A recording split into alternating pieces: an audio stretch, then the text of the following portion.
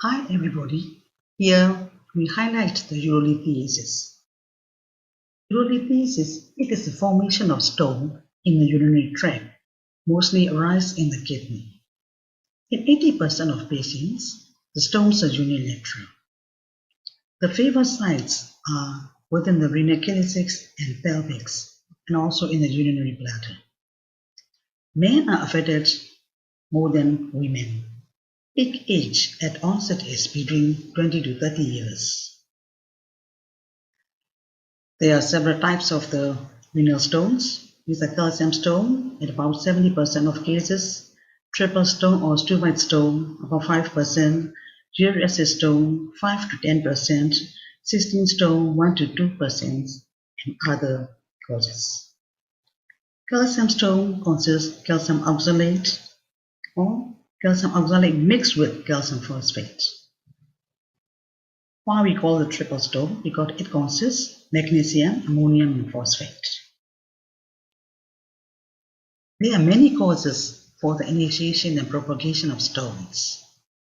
The most important determinant is an increased urinary concentration of stones constituents, such that it exceeds their solubility.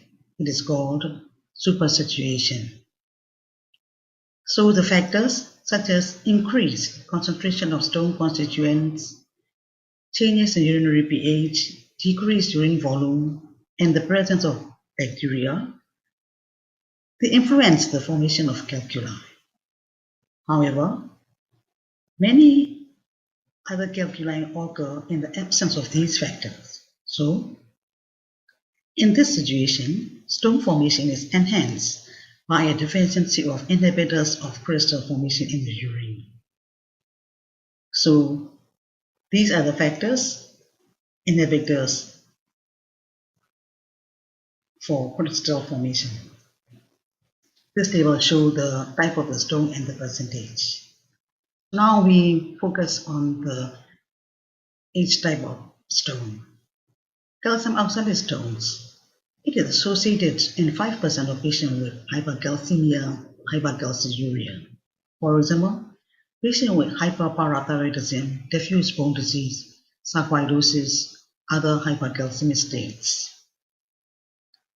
About 50% have hypercalciuria without hypercalcemia. These are the cases: hyperabsorption of the calcium from the intestine, absorptive hypercalciuria, and intrinsic impairment in renal tubular resorption of the calcium. Renal hypercalciuria, idiopathic fasting hypercalciuria with normal paracrine function. 20% are associated with increased uric acid secretion with or without hypercalciuria.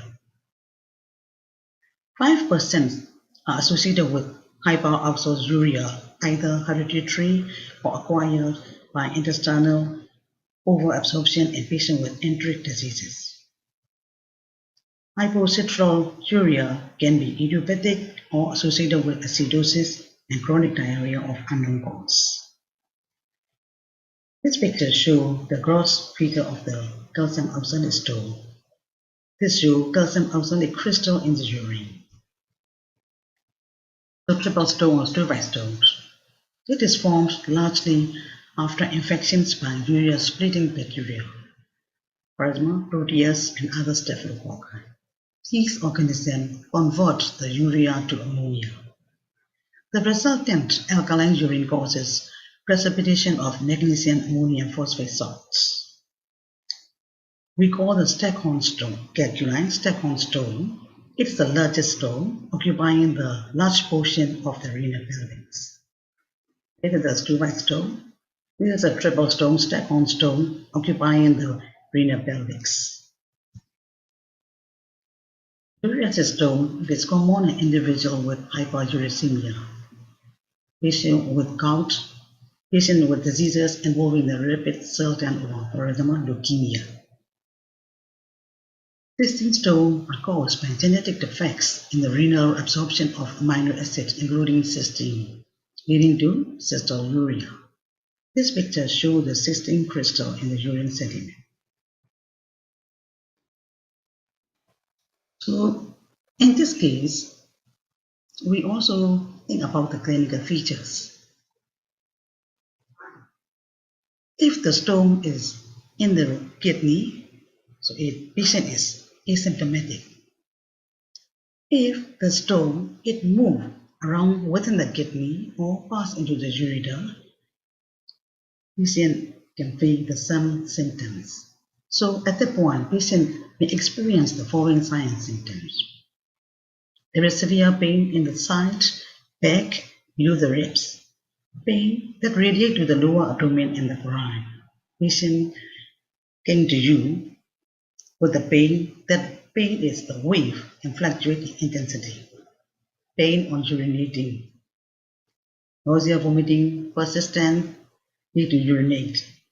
Urinating is more than usual. There is a fever and chills if infection is present. Urinating is small amounts and there is hematuria. There are some risk factors for developing the renal stone that include family history, personal history, dehydration, certain diets, rich in protein, sodium, and sugar.